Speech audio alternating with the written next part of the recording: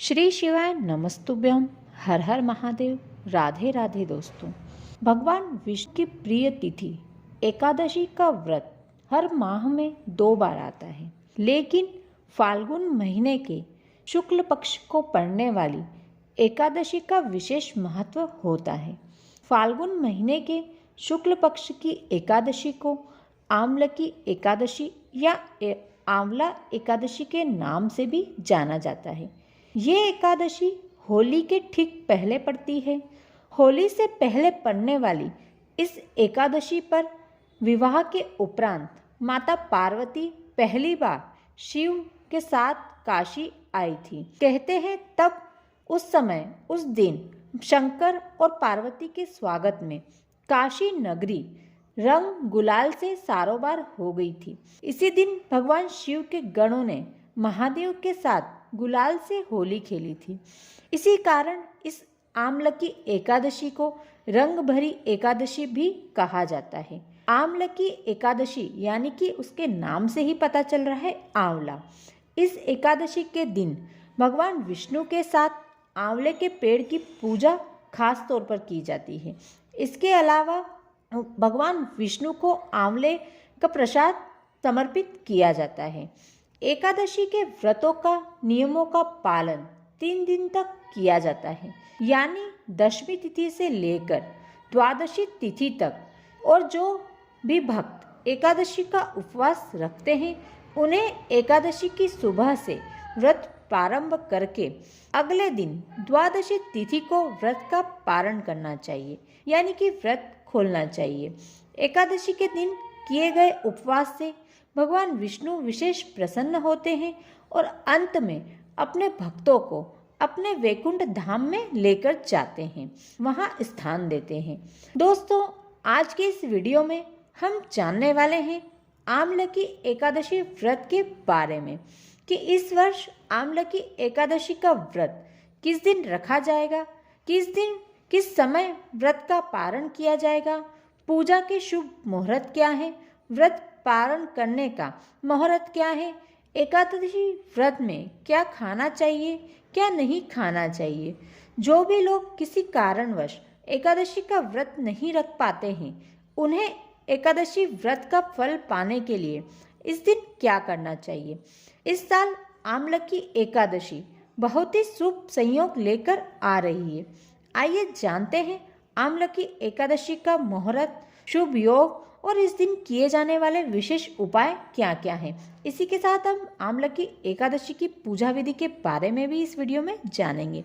चलिए वीडियो शुरू करते हैं। सबसे पहले जानते हैं इस साल आमलकी एकादशी किस दिन पड़ रही है। तो दोस्तों, इस बार साल 2023 में आमलकी एकादशी 3 मार्च 2023 शुक्रवार के दिन मनाई जाएगी। इसी दिन एकादशी का उपवास भी रखा जाएगा। आमलकी एकादशी तिथि 2 मार्च 2023 गुरुवार 6:39 से 3 मार्च 2023 शुक्रवार की सुबह 9:11 तक रहेगी।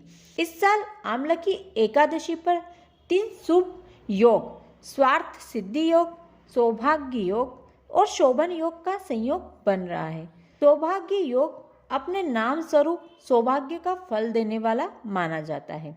इसमें व्रत पूजन करने से सौभाग्य में वृद्धि होती है, जीवन सुख धन से परिपूर्ण रहता है। वहीं स्वार्थ सिद्धि योग में श्री हरि का पूजन और नए काम की शुरुआत करने वालों को सफलता मिलती है। जान लेते हैं ये तीनों योग किस किस समय रहेंगे। सौभाग्य योग 2 मार्च 2023 को शाम 5:51 से 3 मार्च 2023 शाम 6:45 तक रहेगा। शोभन योग 3 मार्च 2023 से शाम 6:45 से 4 मार्च 2023 को रात 7:37 तक रहेगा।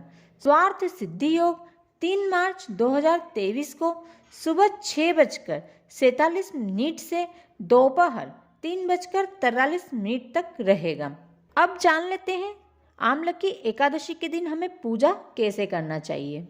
आमलकी एकादशी के दिन सुबह सबसे पहले स्नान आदि से निवृत्त होकर स्वच्छ साफ कपड़े पहन लें। उसके बाद अपने व्रत का संकल्प लें। धूप दीप जलाकर भगवान विष्णु को चंदन का तिलक लगाकर मौसमी फलों के साथ आंवले और तुलसी दलों का भोग लगाना चाहिए। इस दिन आपको भगवान विष्णु के साथ परशुराम जी की और आंवले के पेड़ की भी पूजा करनी चाहिए। अबीर गुलाल का तिलक लगाना चाहिए। पूजा के बाद व्रत की कथा पढ़नी और सुननी चाहिए। इस दिन दिन भर उपवास रखना चाहिए। जो लोग इस दिन अन्न के बिना नहीं रह सकते हैं वो शाम को एक समय केवल फलाहार ग्रहण कर सकते हैं। फलाहार में आप साबूदाना खिचड़ी, मौसमी फल या फलों का रस, ड्राई फ्रूट आदि ले सकते हैं। और हो सके तो रात्रि में आपको जागरण करना चाहिए। यदि संभव ना हो तो आप जितनी देर संभव हो उतनी देर आप जागरण कर सकते हैं, चाहे आप 1 घंटा कर लें। अगले दिन सुबह शुभ मुहूर्त में व्रत का प्रारंभ करें।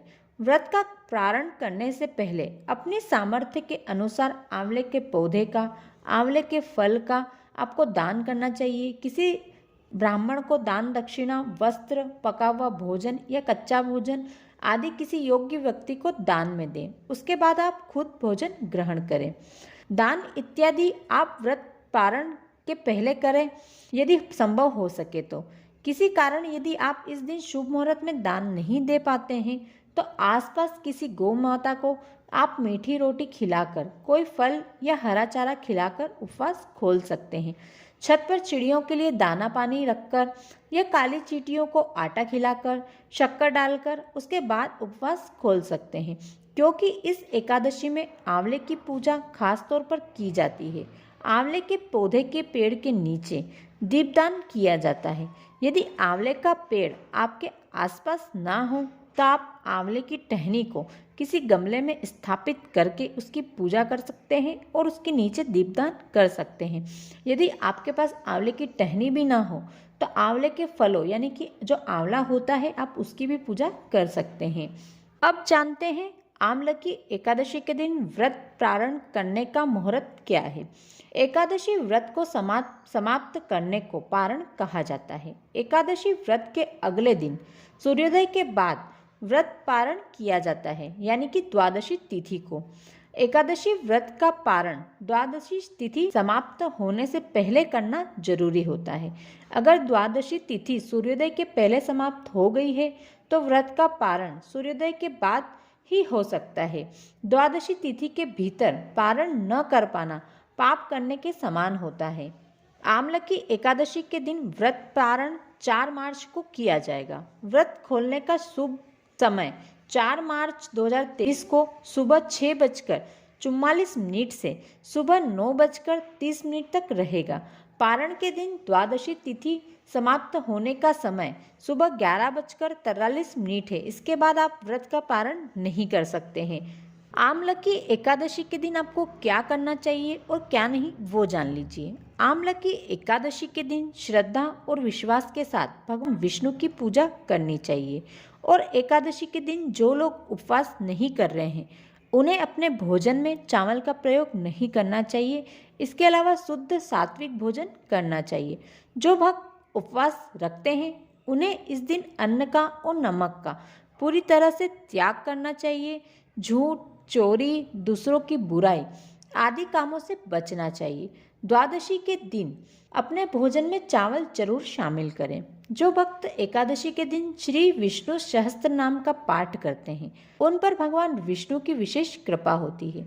जब भी एकादशी 2 दिन की होती है तब जो दूसरी दिन की एकादशी होती है और वैष्णव एकादशी को ही एक दिन मनाया जाता है, यानी कि दूसरे दिन वाली एकादशी खास होती है। इस दिन कोई भी उपवास रख सकता है, जिससे द्वादशी तिथि एकादशी भी कहा जाता है। व्रत जब भी आप रखते हैं तो जो व्रत का पालन मुहूर्त होता है उसका भी आपको उतना ही ध्यान रखना होता है जितना आप अपने व्रत वाले दिन ध्यान रखते हैं। अगर व्रत शुभ मुहूर्त में ना खोला जाए तो किए गए व्रत का कोई फल प्राप्त नहीं होता। वो व्रत हमेशा अधूरा माना जाता है। एकादशी का उपवास रखने वाले सभी भक्तों को दशमी तिथि के सूर्यास्त के बाद भोजन ग्रहण नहीं करना चाहिए। एकादशी तिथि हमेशा जो द्वादशी तिथि के दिन होती है उसे रखा जाता है। जो दशमी तिथि से शुरू होती है उस एकादशी की मान्यता है कि दशमी तिथि एकादशी का उपवास रखने से आसुरी शक्ति को बल मिलता है।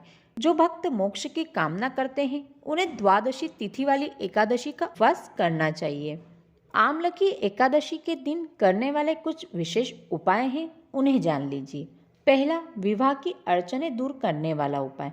आमलकी एकादशी के दिन आंवले के पेड़ की पूजा करने से श्री हरि विष्णु प्रसन्न होते हैं।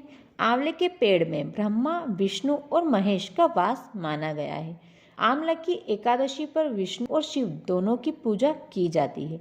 ऐसे में जिसके विवाह में विलंब हो रहा है या वैवाहिक जीवन में किसी तरह का तनाव है तो वह इस दिन आंवले के रस से श्री हरि का अभिषेक करे, वहीं शिवलिंग पर गुलाल अर्पित करें। कहते हैं इससे शीघ्र शादी के योग बनते हैं और मनचाहा जीवन साथी मिलता है। दूसरा उपाय, आमलकी एकादशी के दिन भगवान विष्णु की पूजा अर्चना का विधान है। आपको बता दें कि इस दिन भगवान विष्णु को 21 पीले फूलों की माला बनाकर अर्पित करें। ऐसा करने से भगवान विष्णु का आशीर्वाद प्राप्त होगा, साथ ही आपकी सभी मनोकामनाएं पूर्ण होगी। तीसरा उपाय, एकादशी के दिन 1 लोटे जल आंवले के पेड़ के नीचे चढ़ाएं और भगवान विष्णु का ध्यान करें। ऐसा करने से करियर और व्यापार में आ रही परेशानियों से मुक्ति मिलती है। तीसरा उपाय, इस दिन आंवले के पेड़ की 7 परिक्रमा लगाते हुए 7 बार कलावा बांधना चाहिए। ऐसा करने से दाम्पत्य जीवन में खुशहाली आती है, साथ ही आपके जीवन साथी के साथ अच्छा तालमेल रहता है। चौथा उपाय, आमलकी एकादशी के दिन पीले रंग के कपड़े में एक एकाक्षी नारियल लपेट कर रखें। साथ ही पूजा के बाद इस नारियल को धन रखने के स्थान पर रख दें। ऐसा करने से आर्थिक तंगी से आपको मुक्ति मिलेगी, साथ ही सुख समृद्धि का वास बना रहेगा। तो दोस्तों, ये थी आमलकी एकादशी के बारे में सभी जानकारी, पूजा विधि, शुभ मुहूर्त, इस दिन करने वाले 5 विशेष उपाय। आशा है आपको वीडियो पसंद आया होगा, वीडियो अच्छा लगा होगा। यदि आपको वीडियो अच्छा लगा हो तो वीडियो को एक लाइक कर दें, इस वीडियो को ज़्यादा से ज़्यादा शेयर करें ताकि सभी लोग इस जानकारी का लाभ उठा सकें। साथ ही कमेंट में राधे राधे लिखना या श्री कृष्ण लिखना बिल्कुल भी ना भूलें। धन्यवाद।